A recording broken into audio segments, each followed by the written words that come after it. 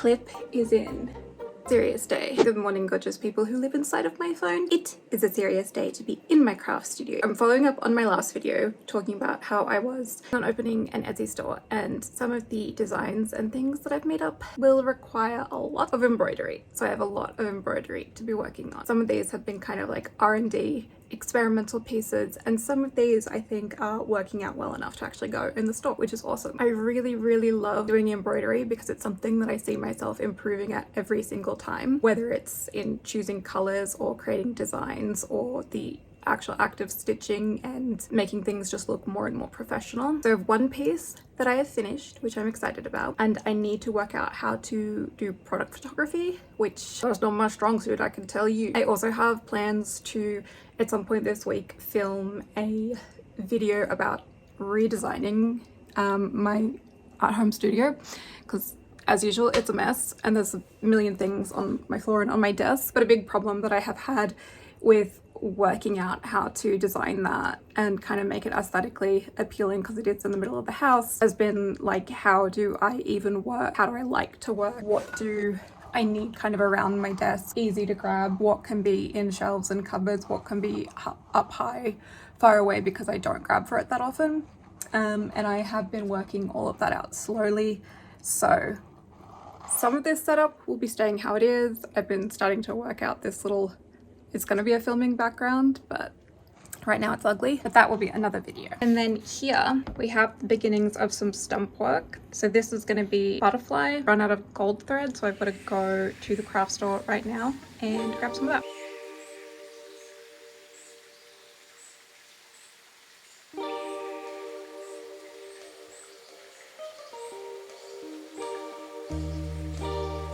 I'll look like I haven't moved, but I am in fact back from the craft store, which is why my hair looks like it's been destroyed in a wind, because I had it in the clip while it was wet, which was stupid. But this is what I got. Oh yeah, we on the floor. Okay, got this because it was on sale, and I thought it would be really good for wrapping beads and doing French knots. Got this brown Gutermann thread. For embroidery, I actually really like just using doubled and tripled thicker sewing threads or machine embroidery threads. So I got this for leaves as well, because I was out of just about every single green embroidery thread I own. And then this lighter color for leaves, and then this lime Gutermann color for highlights. Also grabbed these brooch backs. Then went to the Value Craft store and got some gold seed beads. They didn't really have much of what I was actually looking for, which was the more like metal matte finishing seed bead, but I didn't have any kind of metallic-y gold seed beads, so I grabbed these. At the same store I got these like hair clip backings, because I want to try and do some embroidered hair clips. This was something that I really needed, and hopefully I don't ever run out of this in the way that I just did. So this is like the world's cheapest glitter thread, but I started using this color for the butterfly that I'm making, and I promptly ran out. So I need to make sure that I don't make anything else out of these without having the right amount, in case that store ever stops stocking it. And then we stopped into Kmart to get some, we actually stopped in to get these like bead pillbox packaging things, but found this, which was closer to the kind of metallic spacer and seed beads I was looking for. So grabbed those. And then these containers also have a little box so that I can sort all these beads and other like sequins and just, you know, little things that I have everywhere. It also helps me be able to just kind of like unpack and carry small amounts of stuff around when I'm using them. So I got these really tiny ones for beads, and then these bigger ones for like bigger beads and sequins. I'm using a really thin, it's kind of like picture wire to start creating the shape, and unfortunately my embroidery hoop is not able to pull this fabric tight because I just managed to get it to fit into the hoop. So you can see that I've already started this top wing, and now I am making the second wing in that shape. I'm doing my best to get them even. I've traced it. So I traced this guy. He looks pretty good. And then I flipped this guy. It's like a touch off, I think, maybe. So maybe we bring this part in a little. As long as they're super, super close, I'm happy.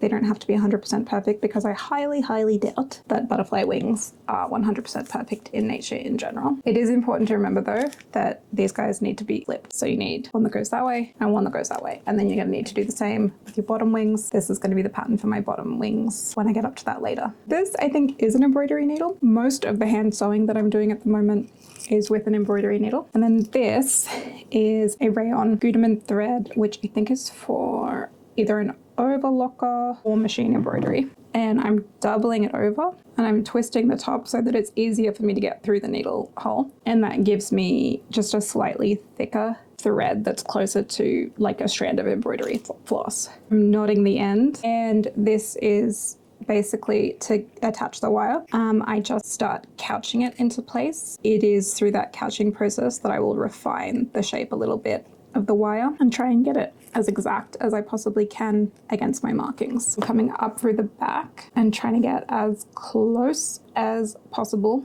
and then just on a slight angle coming back down, again super close to where the wire is, and it's like really tiny stitches.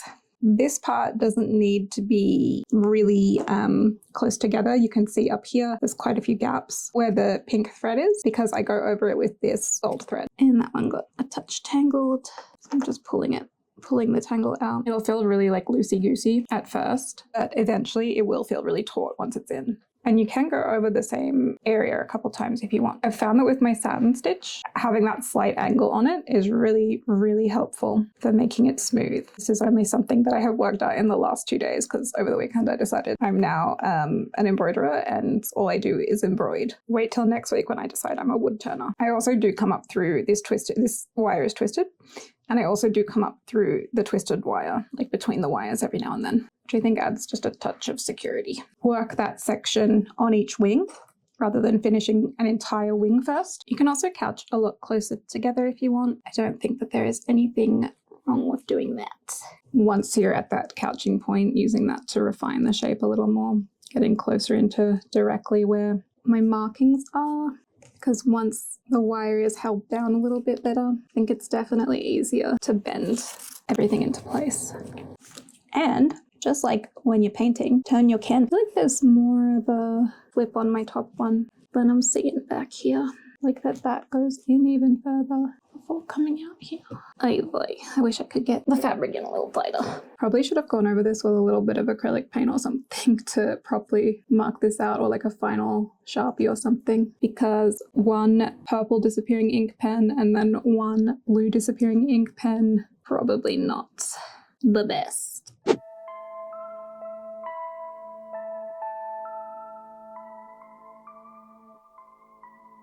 I'm using a combination of more couching, a satin stitch, and a little bit of a chain stitch to create the effects that I want, separating the wings and making sure that the gold outlines each of the sections of the wing, and then using that couching and satin stitch to thicken things up and also create a kind of long and short stitch where the colours blend together.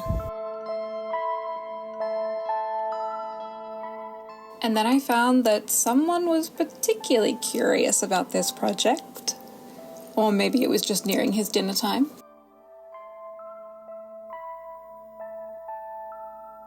Here I'm using that gold chain stitch to carve out the separation of the wings.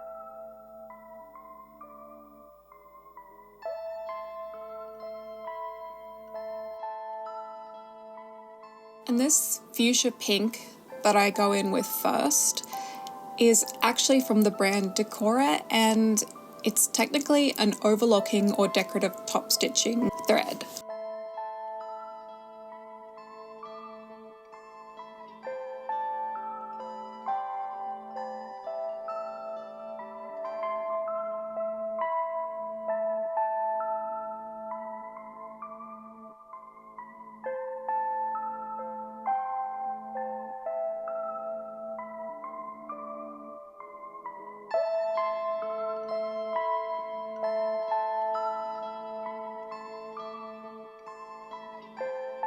For the rest of the colours in the gradient, I'm using Gutermann's standard silk thread.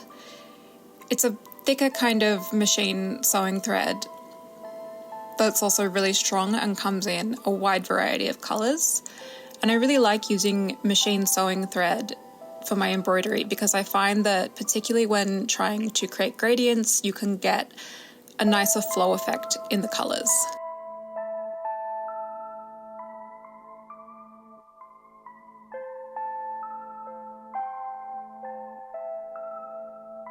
I'm using gold beads in various patterns to create the antennae and legs. Each bead is threaded onto the wire, and then I close the end.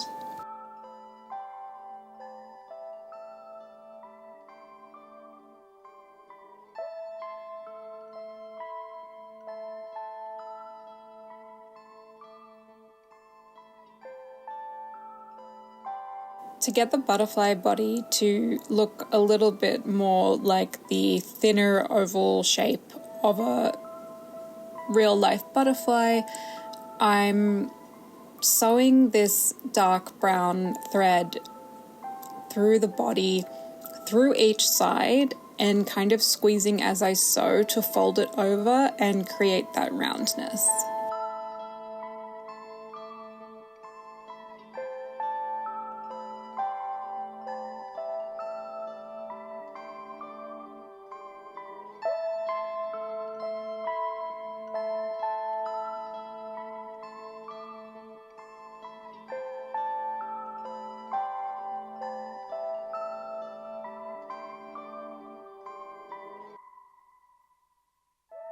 Each leg and each wing is sewn into the body using more of the same thread, wrapping around over and under to ensure that it's all super secure and super tight, and that nothing is going anywhere or moving in any way that it shouldn't.